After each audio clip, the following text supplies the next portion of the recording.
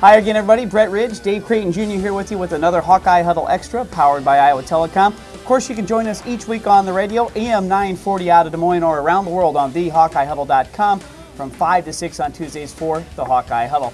And David, the Hawks are having a tough time in football right now, no question about it. They've lost 8 Big Ten games in a row. This is by far the worst tailspin they've been in for at least the Kirk Ferentz era, because you really can't count those first few years as his tailspin. They're on the downhill cycle. Are they going to be able to pull out of it before the end of the year? No. The answer to that is no. The Hawks are going to be lucky if they win 2 more football games. However, Kirk Ferentz has had teams that in the past have actually improved themselves and have gotten better as the season has gone along. Last year that didn't happen. My question, I guess, that I pose back is he going to be able to take this group of young football players and get them to improve in the manner that he did before last year, which was a much more senior-laden team? Well, we expected more out of the Hawks, but the thing was that if you look back at spring ball, 7 of the 11 guys you expected to be starting on offense right now, 7 of them are not playing football because of injuries or issues with the law or what have you. 7 out of 11. It makes it awful tough to expect a lot out of an Iowa football team, even with rollover. Okay, well, when you take a look at this, all the losses, are they hurting the recruiting? The Hawkeyes have had a couple of big commits decommit from them here in the last couple of weeks.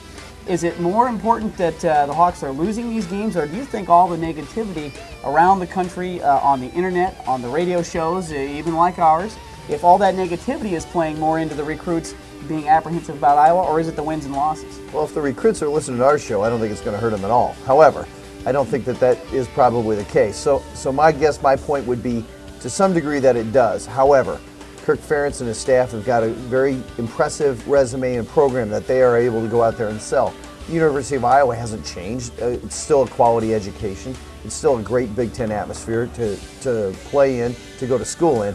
So the question now becomes, do you want to be part of something that's going to get better, as opposed to do you want to come and try and sustain something? It's a little bit of a different mind shift, but one very much similar to what Todd Licklider's dealing with on the basketball side. I think Iowa is easily sellable, as opposed to some other schools around that have had to take some, let's say, not so forward steps in terms of the way that they go about it. Example, Kansas State is being investigated today for NCAA violations. Well, I think if you take a look at the fact that a kid may change his mind because of what he reads on the internet or hears on radio shows, that's probably not the kind of kid that's going to have a lot of success in Iowa City, because you're going to have to be a pretty tough kid, have tough skin to be in that looking glass it is over there in Iowa City. Now, the other thing that the Hawks have going for him as a bonus is that Kirk Ferentz has coached in the NFL. He has a lot of connections in the NFL. People want to discount that. They say that maybe you can't go pro out of Iowa. Well, that's ridiculous. If you take a look at the NFL rosters, all the players that have come out of there in the last few years.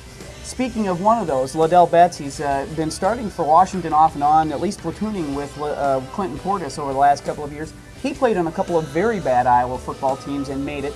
Is Albert Young somewhat like Liddell Betts? Is he going to get that same chance? Does he have that same kind of skill? I don't think so, and it's no disrespect to Albert. I think that the injuries have taken a toll on his speed.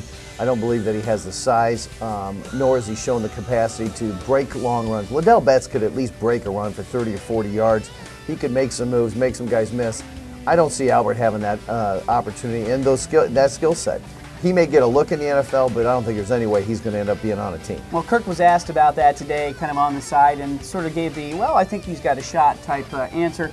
But I remember back when Liddell was in the same spot, he was answering, absolutely, I've been in the NFL and Liddell had a chance. I didn't agree with him, but here's a guy who's stuck now for 5 or 6 years with the Redskins. I would say that Damian Sims may actually have a better chance, even though he's not getting the playing time at Iowa, but he may actually have a better chance in an NFL camp, just basically due to his speed, more so than anything else. Well, we'll hope the best for both of them, and we'll see if the Hawks can come out of that tailspin. You can join us and talk about it with us on AM 940 each week out of Des Moines from 5 to 6 on Tuesdays, or around the world, the most downloaded podcast in the world with regard to the Iowa Hawkeyes, thehawkeyehuddle.com, powered by Iowa Telecom.